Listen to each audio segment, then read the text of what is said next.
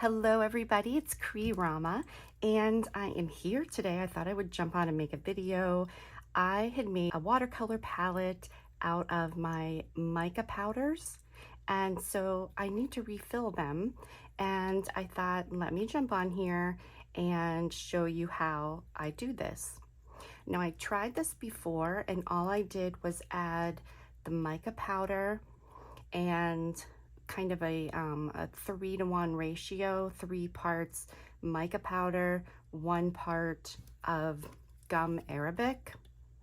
And I mixed the powders together. Be very careful about inhaling when you're doing that stuff, because the mica powder you can inhale. But I mixed the powders together, just down inside the wells here. And then I added water to it, and that's all I did, and I have had no problem with them. But I saw this recipe for a binder where you add some glycerin and also some clove oil, which I happen to have because I am, among many things, an aromatherapist. So I have some clove oil, and I also have glycerin because of making some of my homemade potions and things that I make. So I happen to have these ingredients. Now for the glycerin, you can also use honey, but that sounded kind of weird to me. I don't know if I'd want to try that. Or agave syrup if you have that. Also, just from being an aromatherapist and making my own potions and things, if you don't have clove essential oil, which I'm guessing most people don't, an alternative, if you have vitamin E, if you happen to have a capsule, you can also just open up one of your capsules and put 1 or 2 drops in, and that is also a preservative. So I mixed these things together. So I have the gum arabic, and I got this stuff from Amazon. This is Young Living clove oil, but any clove oil that you have. And I just have this brand of vegetable glycerin. So this is what I used, in water, of course. And I mixed it together. So this is what we have, this syrupy stuff. Now you can see it's kind of bubbly, but you can see it didn't all dissolve, but it's pretty good. It took a little bit of work. I'm going to try this, and I'm going to experiment and see, does it really make a difference or not? Let's see, like if you can see the copper color here, it didn't, I don't know, it's something weird. When I added the water to it, it was kind of crumbly. And also the blue, you can see it almost looks dry, like it didn't even take, the water like sits on the outside of it. It like repels the water. I'm gonna put the newer ones over here, and I'm gonna test and see if it makes any difference at all. Let me put them upside down so you can see the colors. I'm gonna start, I just grabbed this 1/4 teaspoon. I think I'm gonna use this because the last time I just used, oh my goodness, just a pinch of this, just a tiny bit, and I ran out of them really fast. So I wanna make quite a bit of it, so it's gonna last a while. So, and also I will add, I don't really do watercolor painting, but what I really love about these is to add little splatters on top of some of my projects. So, and I have this pump with just water, and I will just pump a bunch of water in here, mix it up with my brush. I like using the fan brush, and then it just makes these metallic splatters, and I love using it. If you have a lot of water in it, it's totally fine because it just dries up and ends up looking like this. So I guess I'm going to start with the gold since I already have some of it in there. So this is my gold.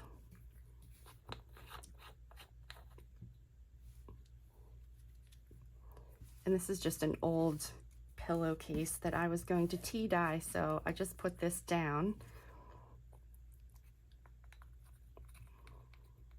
So I'm going to take approximately 1/4 teaspoon here. And I'm going to do that for each one of my colors. And I'm not even going to wipe my spoon for every single one because I'm not that concerned about the colors mixing a bit.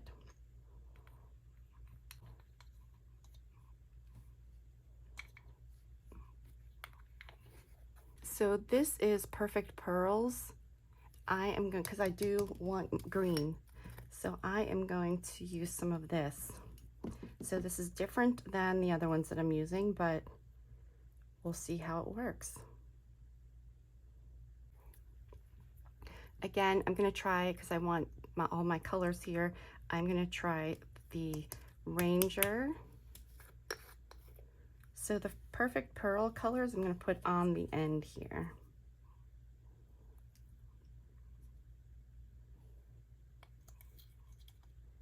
And then this is the Perfect Pearls, the copper, this copper color.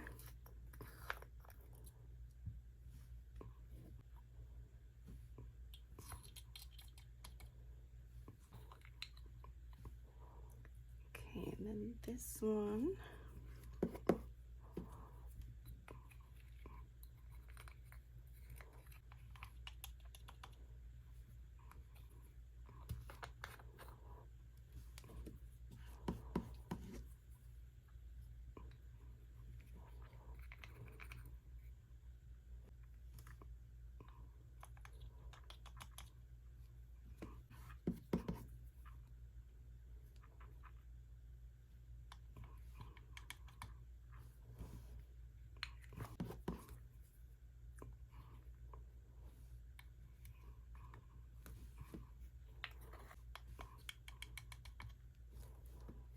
Going to add some of my binder to my color palette here.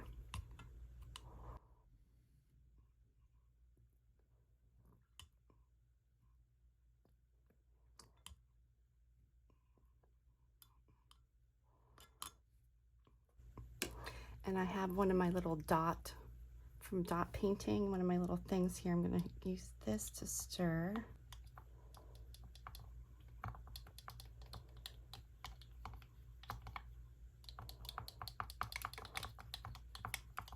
So it's definitely much easier to stir it all together with the water. I don't know, just the water and the just adding the powder.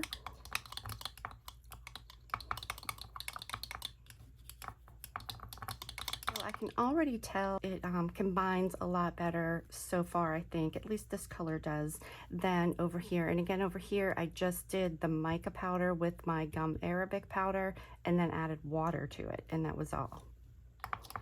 So let's move on to the yellow, because the yellow is one that did not mix very well. So let's see if it makes any difference here.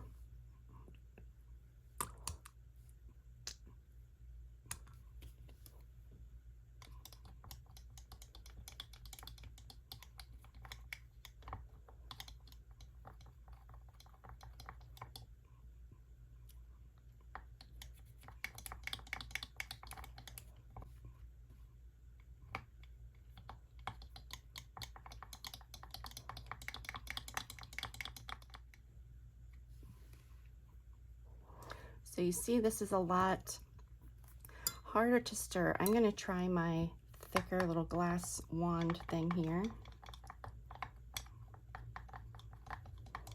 It's working a bit better, at least to get it going.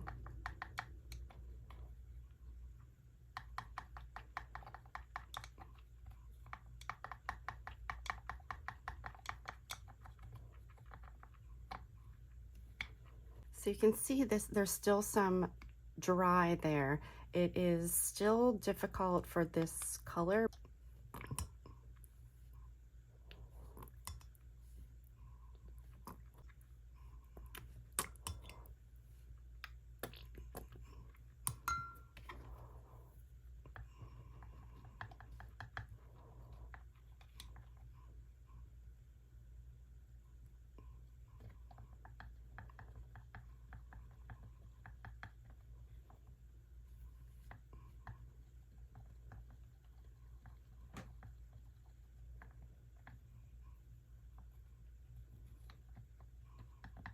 So you see how easily that one mixed up.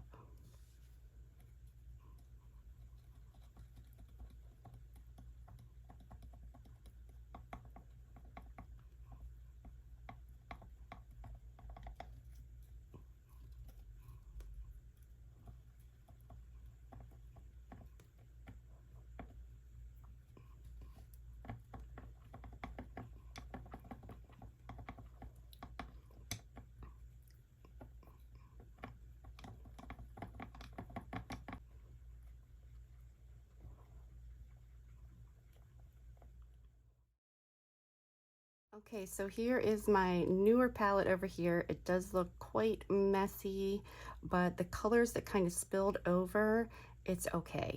So I am going to put this very carefully in a place where it won't be bumped or touched and let it sit, and we will check it out tomorrow. Let it dry up a bit. Okay guys, so it's the next day here, and full disclosure, I am not a watercolor artist. It's one of those things that I have not mastered. So usually when I'm using this palette, it is to just do some splatters, just a little bit, to add that metallic and that shimmer. So I'm just kind of testing out the colors here, and to be honest, I don't really notice much of a difference. Like I said, I'm sure that people who are watercolor painting would maybe notice something, but for what I am using this for, I don't really see a difference between doing the binder solution or just mixing the powder. So again, I mixed it's a 3-to-1 ratio. I mixed the powder, the mica powder, with 1 part gum arabic. So again, it is 3 parts mica powder, 1 part gum arabic, and I just mixed the powders together and then added water and mixed it up in my wells that I did. So yeah, I really didn't notice much of a difference. So here I'm just playing around and doing some splatters because this is what I usually use this stuff for. And here is my palette all finished. So I'm just gonna let that sit and let it dry.